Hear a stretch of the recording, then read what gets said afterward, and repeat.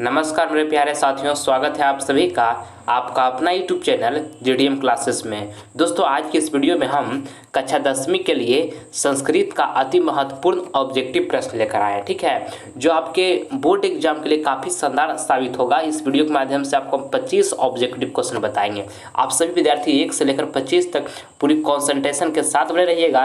एक भी प्रश्न इस वीडियो का आप स्किप नहीं कीजिएगा। ठीक है, सारा प्रश्न आपके बोर्ड एग्जाम के लिए चुनिंदा प्रश्न इस वीडियो के माध्यम से आपके सामने हम प्रस्तुत करेंगे। ठीक है, तो आइए हम बिना टाइम वेस्ट किए इस वीडियो का स्टार्ट कर देते हैं। देखिए पहला प्रश्न, महान से भी महान क्या है? ऑप्शन ए में लिखा हुआ है आत्मा, बी में लिखा है दानव, सी में लिखा है ऋषि और डी में लिखा है देवता। तो आपको ये पहला नंबर प्रश्न में बताना है कि महान से भी महान क्या है? तो आत्मा है। ठीक है, ऑप्शन नंबर यहाँ पे ए जो होगा हमारा बिल्कुल करेक्ट आंसर हो जाएगा। आप इसको अच्छे तरीके से याद कर लीजिएगा। ठीक है, चलिए अगला प्रश्न हम देख लेते हैं। दूसरा नंबर देखिएगा, कहता है पटना के किस दिशा में गंगा बहती है? काफ़ी महत्वपूर्ण प्रश्न है आपके फाइनल बोर्ड परीक्षा के लिए। ऑप्शन ए में लिखा है पश्चिम दिशा में, बी में लिखा है दक्षिण दिशा में, सी में लिखा है उत्तर दिशा में और डी में लिखा है पूर्व दिशा में। तो आपको बताना कि पटना के किस दिशा में गंगा बहती है? तो उत्तर दिशा में बहती है बाबू। ठीक है, आप इसको याद रखिएगा। ऑप्शन नंबर यहाँ पे सी जो होगा हमारा बिल्कुल करेक्ट आंसर हो जाएगा। ठीक है, चलिए अगला प्रश्न देख लेते हैं। तीसरा नंबर, भारत में किस महान परंपरा को सुनाया जाता है? ऑप्शन ए में लिखा हुआ है शास्त्रों को, बी में लिखा हुआ है शास्त्र को, सी में लिखा है लोभ को और डी में यहाँ पे देखिए लिखा हुआ है कलह को। ठीक है, तो आपको बताना है ये प्रश्न में कि भारत में किस महान परंपरा को सुनाया जाता है? तो शास्त्रों को सुनाया जाता है। ठीक है, ऑप्शन नंबर यहाँ पे ए जो होगा हमारा बिल्कुल करेक्ट आंसर हो जाएगा। ठीक है, चलिए अगला प्रश्न हम देखते हैं। चौथा नंबर देखिएगा, स्वामी दयानंद का जन्म किस गांव में हुआ था? ऑप्शन ए में लिखा हुआ देखिए रामनगर में, बी में लिखा टंकारा में, सी में लिखा अयोध्या में और डी में लिखा इनमें से कोई नहीं। तो आपको बताना है बाबू चौथा नंबर प्रश्न में कि स्वामी दयानंद का जन्म किस गांव में हुआ था? तो गुजरात के टंकारा नामक गांव में हुआ था। ठीक है, ऑप्शन नंबर यहाँ पे बी जो होगा हमारा बिल्कुल करेक्ट आंसर हो जाएगा। आपको इसको अच्छे तरीके से याद रखना है। ये प्रश्न आपके बोर्ड एग्जाम के लिए वेरी इंपॉर्टेंट प्रश्न है। ठीक है, चलिए अगला प्रश्न देख लेते हैं।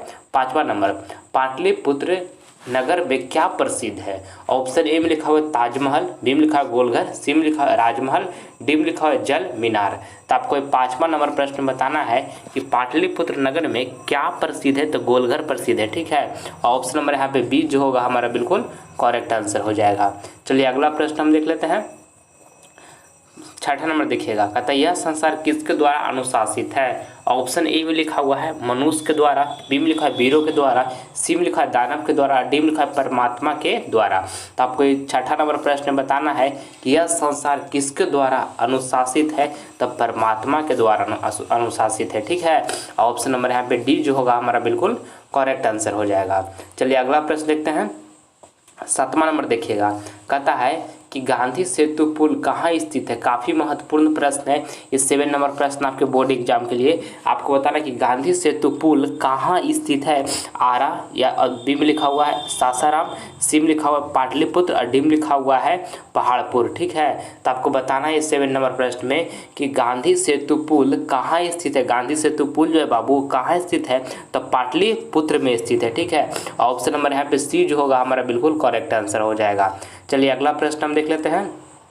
आठवां नंबर प्रश्न देखिएगा, कहता है शिक्षा समाप्त होने पर गुरु शिष्य को कहाँ भेजते हैं? ऑप्शन ए में लिखा गांव में, बी में लिखा वन में, सी में लिखा अपने घर में और देखिए यहाँ पे डी में लिखा इनमें से कोई नहीं। तो आपको 8 नंबर प्रश्न बताना है कि शिक्षा समाप्त होने पर गुरु जो है शिष्य को कहाँ भेजते हैं? तो अपने घर में भेजते हैं। ठीक है, ऑप्शन नंबर यहाँ पे सी जो होगा हमारा बिल्कुल करेक्ट आंसर हो जाएगा। चलिए अगला प्रश्न हम देख लेते हैं। 9 नंबर, दोस्तों इस वीडियो के माध्यम से आपको हम 25 ऑब्जेक्टिव क्वेश्चन बता रहे हैं जो आपके बोर्ड एग्जाम के लिए काफ़ी महत्वपूर्ण प्रश्न है। इसलिए 1 से लेकर 25 तक पूरे कंसंट्रेशन के साथ इस वीडियो में आप बने रहें हमारे साथ। एक भी प्रश्न इस वीडियो का आप स्किप ना करें। ये आपके फाइनल बोर्ड परीक्षा के लिए काफ़ी शानदार प्रश्न हम इस वीडियो में सिलेक्ट किए हैं। ठीक है, देखिए अगला प्रश्न देखते हैं। 9 नंबर कहता है कि विवाह एक संस्कार होता है। ऑप्शन ए में लिखा है पवित्र, बी में लिखा है अपवित्र, सी में लिखा हुआ है निर्मल। देखिए यहाँ पर डी में लिखा में से कोई नहीं। ठीक है, तो आपको बताना है कि विवाह जो है एक संस्कार होता है तो पवित्र होता है। ठीक है, ऑप्शन नंबर यहाँ पे ए जो होगा हमारा बिल्कुल करेक्ट आंसर हो जाएगा। ठीक है, चलिए अगला प्रश्न हम देखते हैं। 10 नंबर देखिएगा, कहता है भारतीय संस्कृति का परिचय किससे होता है? ऑप्शन ए में लिखा हुआ है आचरण से, बी में लिखा है व्यवहार से, सी में लिखा हुआ है संस्कार से, और डी में लिखा है इनमें से कोई नहीं। तो आपको ये 10वां नंबर प्रश्न बताना है कि भारतीय संस्कृति का परिचय किससे होता है? तो दोस्तों संस्कार से होता है। ठीक है, ऑप्शन नंबर यहाँ पे सी जो होगा हमारा बिल्कुल करेक्ट आंसर हो जाएगा। ठीक है, चलिए अगला प्रश्न हम देखते हैं। 11 नंबर देखिएगा, कहता है भिखन टोला को देखने के लिए कौन आए? ऑप्शन ए में लिखा हुआ लेखक, बी में लिखा है कवि, सी में लिखा है शिक्षक, और डी में लिखा है महात्मा गांधी।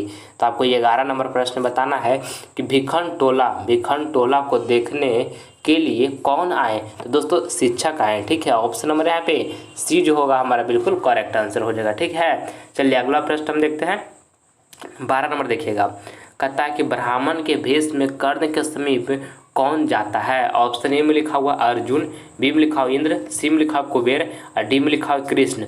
काफ़ी महत्वपूर्ण प्रश्न है 12 नंबर आपके बोर्ड एग्जाम के लिए। आपको बताना है कि ब्राह्मण के भेष में कर्ण के समीप कौन जाता है? तो दोस्तों इंद्र जाते हैं। ठीक है, ऑप्शन नंबर यहाँ पे बी जो होगा हमारा बिल्कुल करेक्ट आंसर हो जाएगा। ठीक है, चलिए अगला प्रश्न हम देखते हैं। 13 नंबर देखिएगा, कहता है कि आलसशाला में आग लगने पर कितने लोग नहीं भागे? ऑप्शन ए में लिखा हुआ है 3, बी में लिखा हुआ है 5, सी में लिखा हुआ है 4, और डी में लिखा हुआ है 6। तो आपको बताना है कि आलसशाला में आग लगने पर कितने लोग नहीं भागे? तो दोस्तों कितने लोग नहीं भागे थे? तो 4 लोग जो थे ना वो नहीं भागे थे। ठीक है, ऑप्शन नंबर यहाँ पे सी जो होगा बिल्कुल हमारा सही आंसर हो जाएगा। ठीक है, चलिए अगला प्रश्न हम देख लेते हैं। 14 नंबर, प्राचीन काल में शिष्यों को क्या कहा जाता था? ऑप्शन ए में लिखा हुआ है छात्र, बी में लिखा हुआ है ब्रह्मचारी, और डी में लिखा हुआ है देखिए यहाँ पे लिखा हुआ धनुधारी, और देखिए यहाँ पे सी में लिखा हुआ है अंतेवासी। ठीक है ना, डी में लिखा हुआ है अंतेवासी। तो आपको बताना है यहाँ पर कि प्राचीन काल में शिष्यों को क्या कहा जाता था? तब ब्रह्मचारी कहा जाता था। ठीक है, ऑप्शन नंबर यहाँ पे बी जो होगा हमारा बिल्कुल करेक्ट आंसर हो जाएगा। आप इसको अच्छे तरीके से याद कर लीजिएगा। ठीक है, चलिए अगला प्रश्न हम देखते हैं।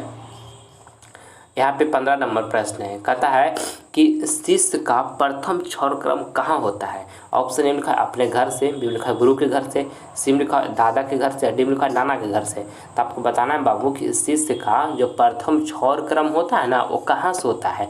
तो गुरु के घर से होता है। ठीक है, ऑप्शन नंबर यहाँ पे बी जो होगा हमारा बिल्कुल करेक्ट आंसर हो जाएगा।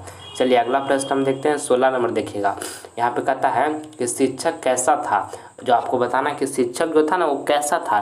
तो नवीन दृष्टि संपन्न था। आपको इसको याद रखना है, काफ़ी महत्वपूर्ण प्रश्न है।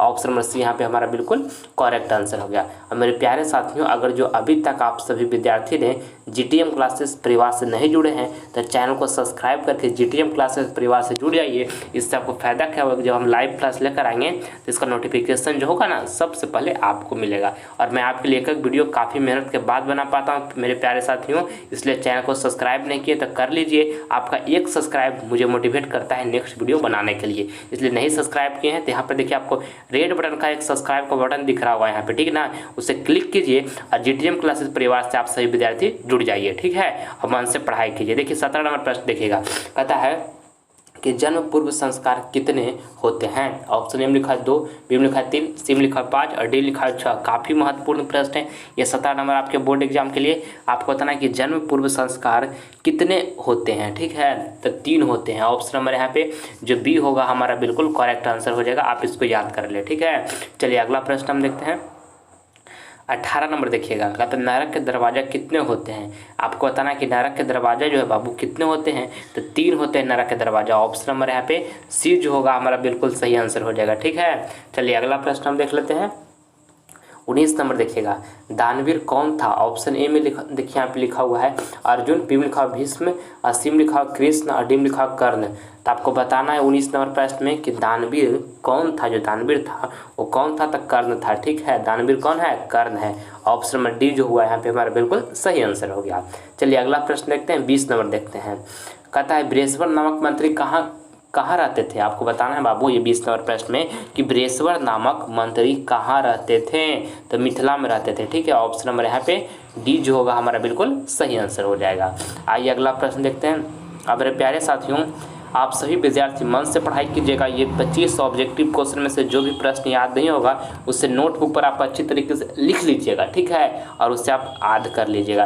क्योंकि एक बात को हमेशा ध्यान में रखिएगा मेरे प्यारे बाबू कि माता पिता पाल पोस कर आपको इतना बड़ा इसलिए किए हैं कि हमारा बेटा या बेटी मन से पढ़ाई करेगा, गाँव मोहल्ले में नाम रोशन करेगा।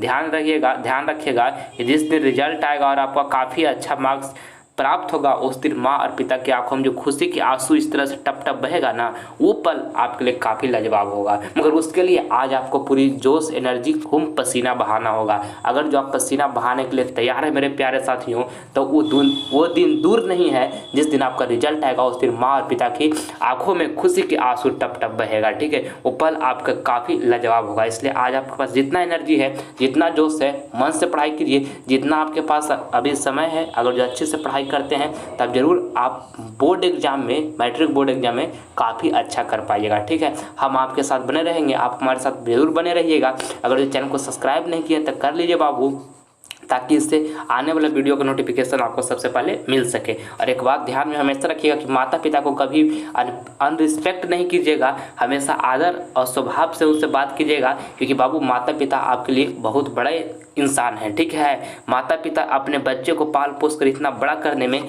क्या दुख, क्या दर्द, क्या तकलीफ सहना पड़ता है ना, वो आप कल्पना नहीं कर सकते हैं। केवल एक माता पिता ही इस बात को कल्पना कर सकता है, ठीक है। इसलिए कभी भी माता पिता को अनादर नहीं कीजिएगा, ठीक है। इस बात को ध्यान में रखिएगा। चलिए अब हम आगे बढ़ते हैं समय को देखते हुए। 11 नंबर प्रश्न, 11 नहीं 21 नंबर प्रश्न है। 21 नंबर प्रश्न देखिए, कहता है यहाँ पे कि शत्रु राज्य क्या बढ़ा रहे हैं। ऑप्शन ए में लिखा मित्रता, बी में लिखा हुआ है शांति, देखिए सी में लिखा अशांति और कलह, डी में लिखा हुआ इनमें से कोई नहीं। तो आपको ये 21 नंबर प्रश्न में बताना है कि शत्रु राज्य क्या बढ़ा रहे हैं, तो अशांति और कलह बढ़ा रहे हैं, ठीक है। ऑप्शन नंबर यहाँ पे सी जो होगा हमारा बिल्कुल सही आंसर हो जाएगा।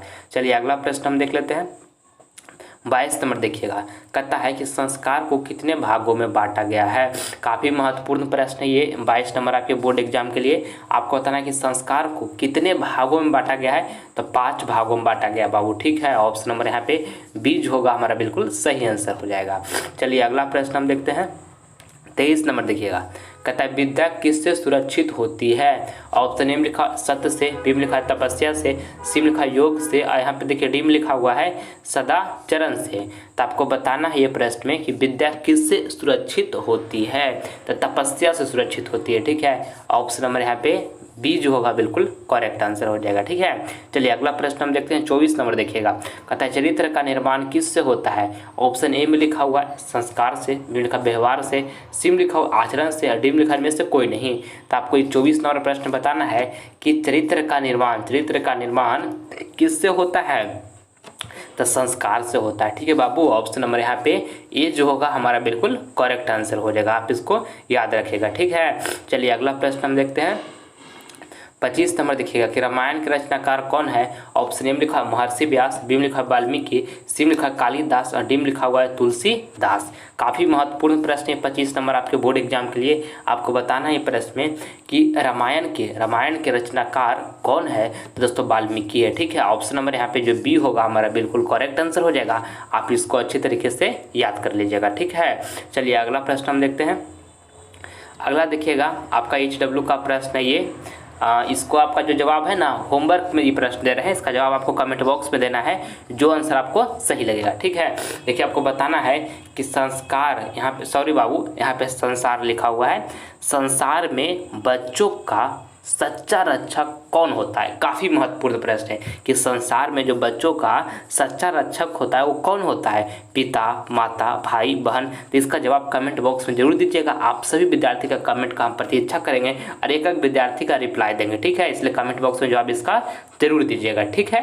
और अगर ये वीडियो आपको पसंद आए ना, तो इस वीडियो को दिल से एक आप लाइक करें और ज़्यादा से ज़्यादा इस वीडियो को अपने फ्रेंड के पास शेयर करें, ताकि इससे आपको फ़ायदा क्या होगा कि जब हम लाइव क्लास लेकर आएंगे ना, तो यानी कि शेयर कीजिएगा, तो इससे फ़ायदा ये हुआ कि आपका दोस्त भी इस वीडियो के माध्यम से कुछ नॉलेज ग्रहण कर सके। और अगर जो अभी तक चैनल को सब्सक्राइब नहीं किया तो कर लीजिए। इससे आपको फ़ायदा है कि जब लाइव क्लास लेकर आएंगे तो आपको नोटिफिकेशन जो है सबसे पहले आपको ही मिलेगा, ठीक है। मिलते हैं आप सभी विद्यार्थी से अगले वीडियो में, तब तक मन लगाकर पढ़ाई करते रहिएगा, 1 मिनट भी समय को बर्बाद नहीं कीजिएगा, ठीक है। और माता पिता को हमेशा आदर कीजिएगा। जय हिंद, जय भारत।